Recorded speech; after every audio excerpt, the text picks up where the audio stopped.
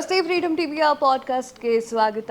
ನಾನು ಕಾವ್ಯ ಹೆಗ್ಡೆ. ನನ್ನ ಜೊತೆಗೆ ಇದ್ದಾರೆ ನಾಗರಿಕ ಹೋರಾಟಗಾರರು ಹಾಗೂ ಪತ್ರಕರ್ತರು ಆಗಿರುವಂತಹ ಕಾತ್ಯಾಯಿನಿ ಚಾಮರಾಜನ್ ಅವರು. ಸೊ ಸ್ವಾಗತ ಮ್ಯಾಮ್ ಕಾರ್ಯಕ್ರಮಕ್ಕೆ. ನಮಸ್ತೆ. ಎಸ್ ಮ್ಯಾಮ್, ನಿಮ್ಮ ಬಗ್ಗೆ ಚಿಕ್ಕದಾಗಿ ನಮ್ಮ ವೀಕ್ಷಕರಿಗೆ ಹೇಳೋದಾದ್ರೆ ಏನು ಹೇಳ್ತೀರಾ? ನಾನು ತುಂಬ ವರ್ಷದಿಂದ ಬೆಂಗಳೂರಿನ ನಿವಾಸಿ. ಅದಕ್ಕೆ ತುಂಬ ಪ್ರೇಮ. ನಮ್ಮ ತಂದೆ ಊರು ಇದ್ದೇನೆ. ಬಟ್ ಒಂದಷ್ಟು ವರ್ಷ ನಾನು ತುಂಬ ಆಚೆ ಇದ್ದೆ, ದೇಶದ ಆಚೆ. ಸೊ ಅಲ್ಲಿ ಯಾರು ನಮ್ಮನ್ನ ವಿಶ್ವಗುರು ಅಂತ ಕಾಣ್ತಾ ಇರಲಿಲ್ಲ. ಅವ್ರು ಹೇಳ್ತಾ ಇದ್ರು, ಯಾಕೆ ನಿಮ್ಮ ದೇಶದಲ್ಲಿ ಅಷ್ಟು ಬಡತನ ಇದೆ? ಯಾವಾಗ? ತುಂಬ ವರ್ಷದಿಂದೇನೆ, ಸೊ 30 ವರ್ಷದಿಂದ ಇರ್ಬೋದು. ಸೊ ಅವರೆಲ್ಲ ಹೇಳ್ತಾ ಇದ್ರು, ಯಾಕೆ ಬಡತನ ಇದೆ, ಯಾಕೆ ಗಲೀಜಿದೆ ಇಷ್ಟೊಂದು ಇಂಡಿಯಾಲಿ ಅಂತ. ಸೊ ನನಗೆ ಅನ್ನಿಸ್ತಾ ಇತ್ತು, ನಾನು ವಾಪಸ್ ಹೋಗಲೇಬೇಕು, ವಾಪಸ್ ಹೋಗಿ ಇದ್ರ ಬಗ್ಗೆ ಏನಾದರೂ ಮಾಡಬೇಕು, ನಮ್ಮ ಭಾರತನ ಇಂಪ್ರೂವ್ ಮಾಡಬೇಕು ಅನ್ನೋ ನಿಟ್ಟಿನಲ್ಲಿ ನಾವು ವಾಪಸ್ ಬಂದಾಗಿಂದ ಮತ್ತೆ ಜರ್ನಲಿಸಮ್ ಕ್ಲಾಸ್ ಮಾಡಿ ಡಿಗ್ರಿ ತಗೊಂಡು ಡೆಕ್ಕನ್ ಹೆರಾಲ್ಡಲ್ಲಿ 3 ತಿಂಗಳು ಇಂಟರ್ನ್ಶಿಪ್ ಮಾಡಿ ನಾನು ಹವ್ಯಾಸಿ ಪತ್ರಕರ್ತೆಯಾಗಿ ಕೆಲಸ ಮಾಡೋಕ್ಕೆ ಶುರು ಮಾಡಿದೆ. ಸಿವಿಕ್ ಬೆಂಗಳೂರು ಟ್ರಸ್ಟ್ ಇದು ಯಾವಾಗಿಂದ ಶುರು ಆಯಿತು? ಸಿವಿಕ್ ಬೆಂಗಳೂರು ಟ್ರಸ್ಟು ಇವಾಗ 30ನೇ ವರ್ಷದಲ್ಲಿದೆ. ಸೊ ನಾನು ಸಿವಿಕ್ ಇಶ್ಯೂಸ್ ಬಗ್ಗೆ ಬರೆಯೋಕ್ಕೆ ಶುರು ಮಾಡಿದೆ, ಗಾರ್ಬೇಜ್ ಬಗ್ಗೆ ಎಲ್ಲ. ಸೊ ನೀನು ಸಿವಿಕ್ ಇಶ್ಯೂಸ್ ಬಗ್ಗೆ ತುಂಬ ಕಾಳಜಿ ತೋರಿಸ್ತಾ ಇದೆಯಾ, why don't you become a trustee ಅಂದ್ಬಿಟ್ಟು ನನ್ನ ಟ್ರಸ್ಟಿಯಾಗಿ ತಗೊಂಡ್ರು ಸಿವಿಕ್ ಸಂಸ್ಥೆಯಲ್ಲಿ. ಅದು 2002ನಲ್ಲಿ. ಆಮೇಲೆ 2005ನಲ್ಲಿ ನೀನೇ ಕಾರ್ಯನಿರ್ವಾಹಕ ಟ್ರಸ್ಟಿ ಆಗು ಅಂತ ಕೇಳಿಕೊಂಡ್ರು. ಸೊ ಆವಾಗಿಂದ ನಾನು ಸಿವಿಕಿನ ಕಾರ್ಯನಿರ್ವಾಹಕ ಟ್ರಸ್ಟಿ ಆಗಿದ್ದೀನಿ. ಓಕೆ, ವೀಕ್ಷಕರಿಗೆ ಈ ವಿಚಾರವನ್ನು ನಾನು ಹೇಳಲೇಬೇಕು. ಕಾತ್ಯಾಯಿನಿ ಚಾಮರಾಜನ್ ಅಂತ ಹೇಳಿದ ತಕ್ಷಣ ನಮ್ಮ ಮನಸ್ಸಿಗೆ ಬರುವಂತಹ ವಿಚಾರ ಏನು ಅಂತಂದರೆ, ಇತ್ತೀಚೆಗೆ ನಡೀತಾ ಇರುವಂಥದ್ದು MLAಗಳ ಆಸ್ತಿ ವಿಚಾರವಾಗಿ ರಿಪೋರ್ಟ್ ಮಾಡಿದ್ದು ನೀವೇ. ಎಸ್, ಇದು ಯಾಕೆ ಬಂತು, ತಲೆಗೆ ಹೇಗೆ ಬಂತಿದ್ದು? ನಾವು ತುಂಬ 30 ವರ್ಷದಿಂದ ಅರ್ಬನ್ ಗವರ್ನೆನ್ಸ್ ಬಗ್ಗೆ, ಅಂದರೆ ನಗರಾಡಳಿತದ ಬಗ್ಗೆ ತುಂಬ ಅಡ್ವೊಕೆಸಿ ಮಾಡೋದು, ಹೇಗಿರಬೇಕು, ಸ್ವಾಯತ್ತ ಸಂಸ್ಥೆಯಾಗಿ ನಾವು BBMP ಕೆಲಸ ಮಾಡಬೇಕು, ಕಾನೂನು ಪ್ರಕಾರ ಸಂವಿಧಾನದ ಪ್ರಕಾರ ಆಗಬೇಕಂತ ತುಂಬ ಅಡ್ವೊಕೆಸಿ ಮಾಡ್ತಾ ಇದ್ವಿ. ಬಟ್ ಈ ಸಾರಿ ನಮಗೆ ಟ್ರಸ್ಟ್ನಲ್ಲಿ ಕೂಡ ತುಂಬ ಯಂಗ್ಸ್ಟರ್ಸ್ನ ನಾವು ಸೇರಿಸ್ಕೋಬೇಕು, ಒಂದು ಸೆಕೆಂಡ್ ಲೈನ್ ಆಫ್ ಲೀಡರ್ಶಿಪ್ ಬೆಳಿಬೇಕು ಅಂತ ಅಂದ್ಬಿಟ್ಟು ವಾಲಂಟಿಯರ್ಸ್ನ ತೊಗೊಂಡ್ವಿ, ಮತ್ತು ಇಂಟರ್ನ್ಸ್ನ ತೊಗೊಂಡ್ವಿ ಬೇರೆ ಕಾಲೇಜ್ಗಳಿಂದ ಎಲ್ಲ. ಅವರೆಲ್ಲ ಸೇರಿಕೊಂಡು ನಾವು ಬರೀ ಥಿಯರಿ ಮಾತಾಡಬಾರ್ದು, ಪ್ರಾಕ್ಟಿಕಲ್ಲಾಗಿ ನಡೀತಾ ಇರೋ ಆಡಳಿತದ ಬಗ್ಗೆ ನಾವು ಒಂದು ರಿಪೋರ್ಟ್ ಕಾರ್ಡ್ ಮಾಡಬೇಕು ಅಂತ ಅವರಿಂದಾನೇ ಇದು ಬಂದಿದ್ದು. ಸೊ ನಮ್ಮ ವಾಲಂಟಿಯರು ಕೃಷ್ಣ ಪ್ರಶಾಂತ್ ಅಂತ, ಸೊ ಅವರು ಇದರಲ್ಲಿ ಲೀಡರ್ಶಿಪ್ ತಗೊಂಡು ಇಂಟರ್ನ್ಸ್ ಜೊತೆ ಜೈನ್ ಕಾಲೇಜು, ಸೆಂಟ್ ಜೋಸೆಫ್ಸ್ ಕಾಲೇಜಿಂದ ಎಲ್ಲ ಹುಡುಗರನ್ನ ಓಕೆ, ಅದು MLA ಆಸ್ತಿ ವಿಚಾರವಾಗಿ, ಯಾಕಂದ್ರೆ ಇದು ಪ್ರತಿಯೊಬ್ಬರಿಗೂ ತಿಳಿಬೇಕು ಮೇಡಮ್. ಯಾರ್ಯಾರು MLA ಎಷ್ಟೆಷ್ಟು ಆಸ್ತಿಯನ್ನ ಮಾಡಿದ್ದಾರೆ ಅನ್ನೋದು ಪ್ರತಿಯೊಬ್ಬರು ತಿಳ್ಕೊಳ್ಬೇಕು. ಅವ್ರವ್ರ ಕ್ಷೇತ್ರಕ್ಕೆ ಅವ್ರವ್ರು ಎಷ್ಟು ಕೊಟ್ಟಿದ್ದಾರೆ ಅನ್ನೋದನ್ನು ಕೂಡ ತಿಳ್ಕೊಳ್ಬೇಕು. ಸೊ ಈ ಒಂದು ನಿಟ್ಟಿನ ಬಗ್ಗೆ ಹೇಳಿ ಸರ್. ಸೊ ಈ ರಿಪೋರ್ಟ್ ಕಾರ್ಡ್ನ ನಮ್ಮ ಇಂಟರ್ನ್ಸ್ ಆ್ಯಂಡ್ ವಾಲಂಟಿಯರ್ಸೇ ಮಾಡಿರೋದು. ಸೊ ಅವರು ಅವರ ಪರ್ಫಾರ್ಮೆನ್ಸ್ನ ಸ್ಟಡಿ ಮಾಡಿದ್ದಾರೆ, ಎಲ್ಲ MLAಗಳನ್ನ, ಬೆಂಗಳೂರಿನ MLAಗಳು ಮತ್ತು ಬೆಂಗಳೂರಿನ ಅವರ ಆಸ್ತಿಗಳ ಬಗ್ಗೆ, ಬೆಂಗಳೂರು MLA ಮತ್ತು MP ಗಳ ಆಸ್ತಿಗಳ ವಿವರಗಳು ಬೇಕಾದ್ರೆ ಯಾವ ಇದಕ್ಕೆ ಹೋಗ್ಬೇಕು? ಅವರು ಅಸೋಸಿಯೇಷನ್ ಫಾರ್ ಡೆಮೋಕ್ರೆಟಿಕ್ ರಿಫಾರ್ಮ್ಸ್ದು ಏನು ವೆಬ್ಸೈಟ್ ಇದೆ, ಮೈ ನೇತಾ ಅಂತ, ಅಲ್ಲಿ ಹೋಗಿ ಅವ್ರಿಗೆ 5 ವರ್ಷದಿಂದ ಎಷ್ಟು ಆಸ್ತಿ ಇತ್ತು, ಇವಾಗ ಎಷ್ಟು ಆಸ್ತಿ ಇದೆ ಅಂತ ಅದನ್ನು ಕಲೆ ಹಾಕಿದ್ದಾರೆ, ಅಂಕಿ ಅಂಶಗಳನ್ನೆಲ್ಲ. ಅದ್ರ ಜೊತೆಗೆ ಅಸೆಂಬ್ಲಿಗಳದ್ದು ವೆಬ್ಸೈಟ್ಗಳಿಗೆ ಹೋಗಿ ಇವ್ರು ಎಷ್ಟು ಪ್ರಶ್ನೆ ಕೇಳಿದ್ದಾರೆ, ಎಷ್ಟು ಪಾರ್ಟಿಸಿಪೇಟ್ ಮಾಡಿದ್ದಾರೆ ಅಸೆಂಬ್ಲಿಲಿ, ಎಷ್ಟು ಅಟೆಂಡೆನ್ಸ್ ಇದೆ ಇವ್ರಿಗೆ, ಮತ್ತು ಯಾವ ರೀತಿಯ ಡಿಬೇಟಲ್ಲಿ ಪಾರ್ಟಿಸಿಪೇಟ್ ಮಾಡಿದ್ದಾರೆ, ಯಾವ ರೀತಿ ಕ್ವೆಶ್ಚನ್ಸ್ ಕೇಳಿದ್ದಾರೆ, ಆಮೇಲೆ ಅವ್ರದ್ದು ಏನು MLA ಹಣ ಬರುತ್ತೆ, MLA ಲ್ಯಾಡ್ ಫಂಡ್ ಬರುತ್ತೆ, MP ಲ್ಯಾಡ್ ಫಂಡ್ ಬರುತ್ತೆ, ಅದನ್ನು ಹೇಗೆ ಉಪಯೋಗಿಸಿದ್ದಾರೆ ಅವರ ಕ್ಷೇತ್ರನ ಅಭಿವೃದ್ಧಿ ಪಡಿಸೋದಕ್ಕೆ, ಇದನ್ನೆಲ್ಲ ಸ್ಟಡಿ ಮಾಡಿ ಅವರು ಎವ್ರಿಥಿಂಗ್ ಬೇಸ್ಡ್ ಆನ್ ಅಂಕಿ ಅಂಶ. ಈ ಎಲ್ಲರ ಅಂಕಿ ಅಂಶಗಳು, ಆಸ್ತಿಯ ವಿವರಗಳನ್ನು ಕೂಡ ನೀವು ಕಲೆ ಹಾಕಿದ್ದೀರಾ. ಸೊ ಇದರಲ್ಲಿ ನಿಮಗೆ ಯಾವುದು ಮೋಸ್ಟ್ ಇಂಟ್ರೆಸ್ಟಿಂಗ್ ಆಗಿ ಅನ್ನಿಸ್ತು? ಯಾರು interesting is there performance in the assembly, in the parliament ಅಲ್ವಾ.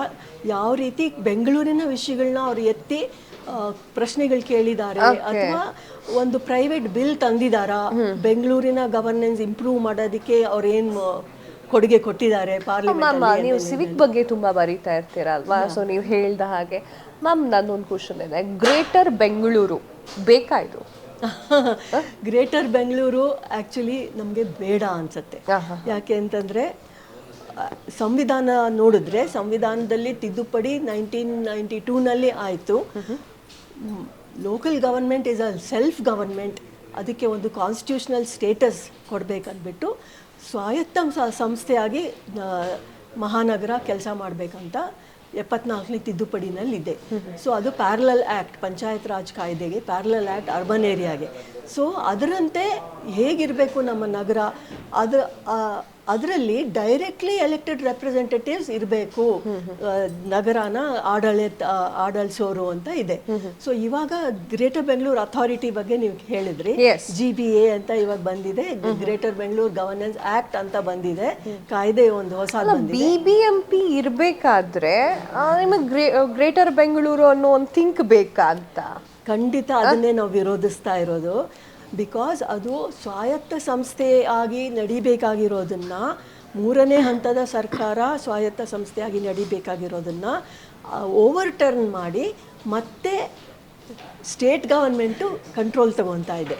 ಸೊ ಇದು ಸಂವಿಧಾನಕ್ಕೆ ವಿರುದ್ಧ ಅಂತ ನಾವು ಗವರ್ನರ್ಗೆ ಪೆಟಿಷನ್ ಕಳಿಸಿದ್ವಿ. ಆದರೂ ಕೂಡ ಅದು ಪಾಸ್ ಆಯಿತು ಬಿಲ್ಲು.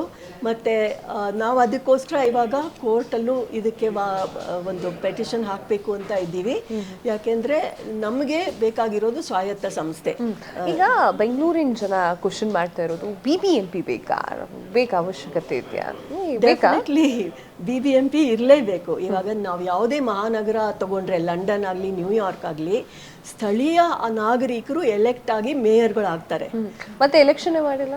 ಇಲ್ಲಿ ನೋಡಿ ವಿಪರ್ಯಾಸ ಏನು ಅಂದರೆ ಸಂವಿಧಾನದಲ್ಲಿ ಹೇಳುತ್ತೆ 5 ವರ್ಷಕ್ಕೆ ಖಂಡಿತವಾಗಿ ಎಲೆಕ್ಷನ್ ಆಗಲೇಬೇಕಂತ.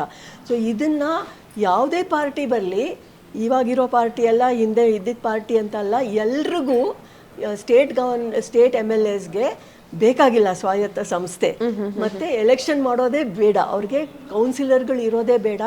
ಮತ್ತೆ ಸಂವಿಧಾನದ ತಿದ್ದುಪಡಿದು ಮುಖ್ಯ ಅಂಶ ಏನು ಅಂತಂದ್ರೆ ಜನತೆಗೆ ಅಧಿಕಾರ ಕೊಡೋದು.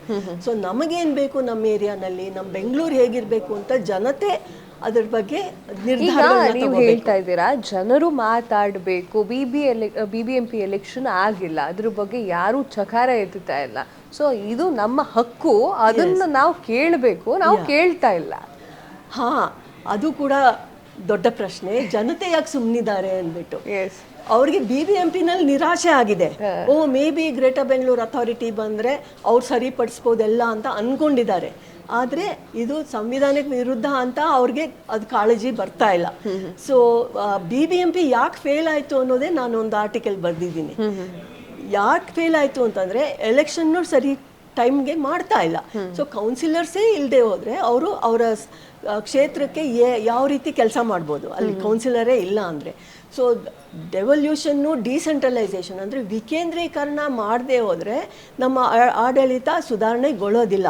ಅದನ್ನು ನಾವು ಆದಷ್ಟು ಹೆಚ್ಚು ವಿಕೇಂದ್ರೀಕರಣಗೊಳಿಸಿ ಏರಿಯಾ ಸಭೆ, ವಾರ್ಡ್ ಕಮಿಟಿಗಳಿಗೆ ಹೆಚ್ಚು ಅಧಿಕಾರ ಕೊಟ್ರೇನೆ ನಮ್ಮ ಆಡಳಿತ ಸುಧಾರಣೆಗೊಳ್ಳೋದು.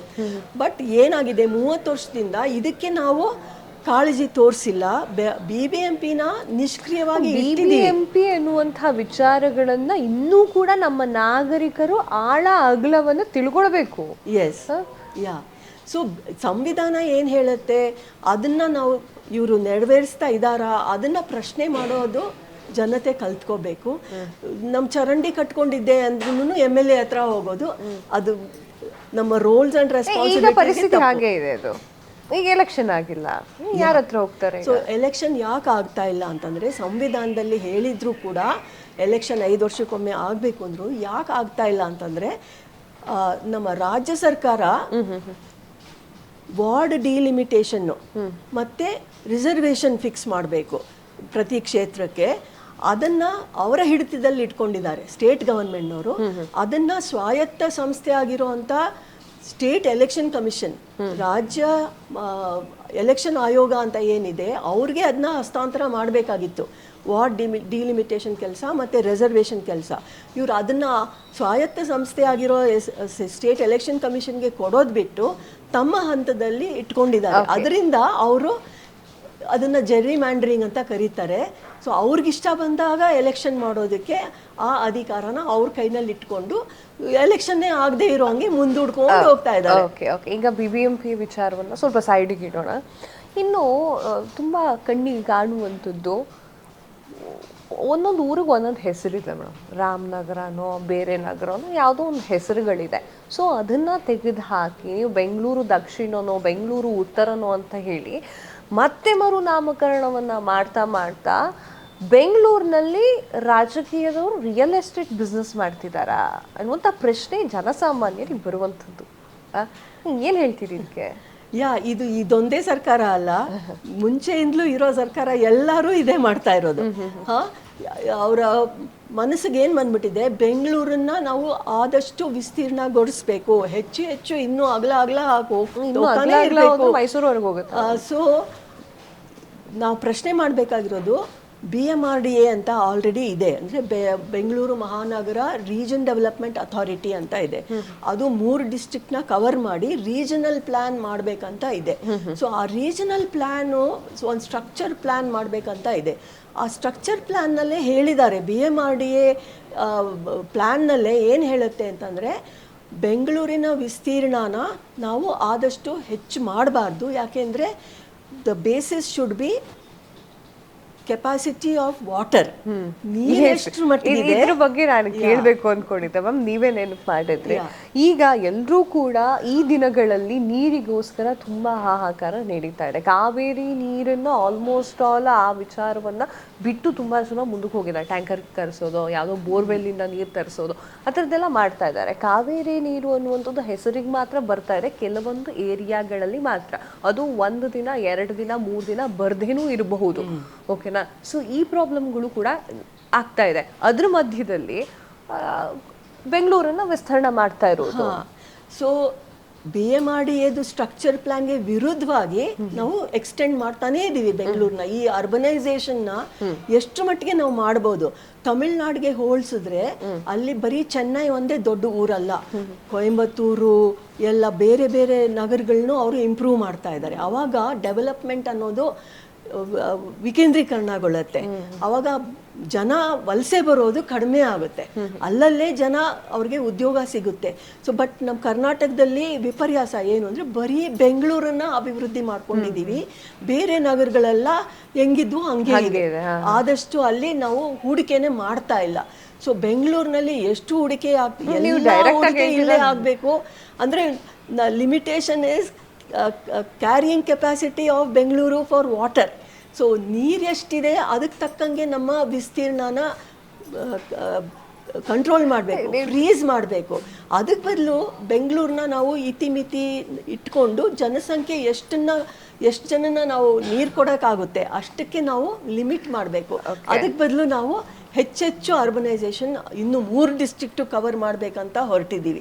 ಅದು ಈಕಲಾಜಿಕಲಿ ಅನ್ಸಸ್ಟೈನಬಲ್ ಆಗಿದೆ, ಸುಸ್ಥಿರ ಅಭಿವೃದ್ಧಿಗೆ ವಿರುದ್ಧವಾಗಿದೆ. ಅದನ್ನು ತಡೆಯೋಕ್ಕಾಗಲ್ಲ. Bengaluru will become a ruin. ಅದನ್ನು ಆಗಲೇ ನಮ್ಮ ಸುಪ್ರೀಂ ಕೋರ್ಟ್ನವ್ರು ಹೇಳಿದ್ದಾರೆ. ಜಸ್ಟಿಸ್ ನಾಗರತ್ನ ನಮ್ಮ ಬೆಂಗಳೂರಿನ ನಾಗರಿಕರು, ಅವರು ಸುಪ್ರೀಂ ಕೋರ್ಟ್ ಜಡ್ಜ್ ಆಗಿ ಹೇಳಿದ್ದಾರೆ, ಬೇರೆ ನಗರಗಳು ಬೆಂಗಳೂರನ್ನು ಕಾಪಿ ಮಾಡಬಾರ್ದು.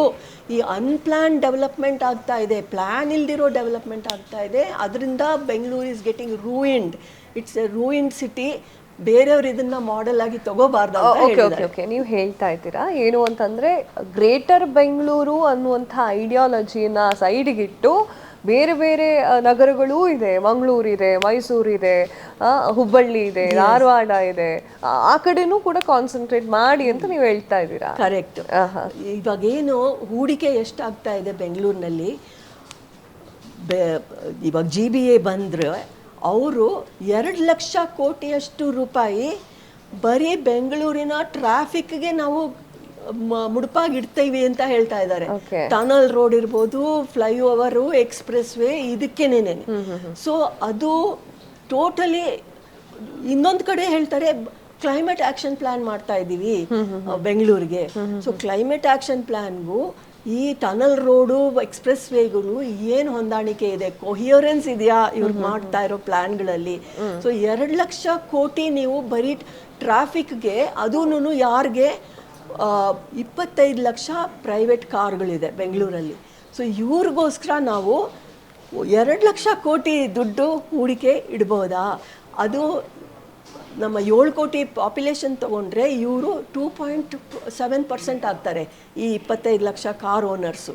ಸೊ ಇವ್ರುಗಳಿಗೆ ನಾವು 2,00,000 ಕೋಟಿ ಹೂಡಿಕೆ ಮಾಡೋಕ್ಕೆ, ಬರೀ ಟ್ರಾಫಿಕ್ ಕಂಟ್ರೋಲ್ ಮಾಡೋಕ್ಕೆ ಹೊರಟಿದ್ರೆ ಇದು ಎಂಥ ವಿಪರ್ಯಾಸ. ನಾವು ಇಡೀ ಕಲ್ಯಾಣ ಕರ್ನಾಟಕನ ಇಂಪ್ರೂವ್ ಮಾಡೋದಕ್ಕೆ ವರ್ಷದಲ್ಲಿ 3,000 ಕೋಟಿ ಇಟ್ಟರೆ ಅದು ಕೂಡ ಖರ್ಚಾಗ್ತಾ ಇಲ್ಲ. ಸೊ ನಾವು ಇದೇ ಹಣ 2,00,000 ಕೋಟಿನೋ ಅಥವಾ ಇವಾಗ ಒಂದೇ ಒಂದು ಟನಲ್ ರೋಡು ಎಲ್ಲಿಂದ ಹೆಬ್ಬಾಳಿಂದ ಸಿಲ್ಕ್ ಬೋರ್ಡ್ಗೆ 17,000 ಕೋಟಿ ಲೋನ್ ತಗೊಂಡು ಅಥವಾ ಅದೇನೋ ಬೂಟ್ ಮಾಡಿ ನಾವು ಮಾಡಬೇಕು ಅಂತ ಇದ್ವಿ. 17,000 ಕೋಟಿನ ಬೇರೆ ನಗರಗಳಿಗೆ ನಾವು ಹಂಚಿದ್ರೆ ಎಷ್ಟು ಅಭಿವೃದ್ಧಿ ಅಲ್ಲಾಗುತ್ತೆ? ಅಥವಾ ಇಡೀ ಬೆಂಗಳೂರಿನ ಏನು ಸಾಮಾನ್ಯ ಪ್ರಾಬ್ಲಮ್ಸ್ ಇದೆ, ರಸ್ತೆಗಳೇ ಸರಿಗಿಲ್ಲ, ಪಾಟ್ ಹೋಲ್ ಇದೆ, ಗಾರ್ಬೇಜ್ ಇದೆ ಅಲ್ವಾ, ಅದನ್ನ ನಾವು ಸಾಲ್ವ್ ಮಾಡಿಲ್ಲ. ಅಥವಾ ಪಬ್ಲಿಕ್ ಟ್ರಾನ್ಸ್ಪೋರ್ಟ್ಗೆ ನಾವು ಅದೇ ಹೂಡಿಕೆ ಮಾಡ್ತಾ ಇಲ್ಲ.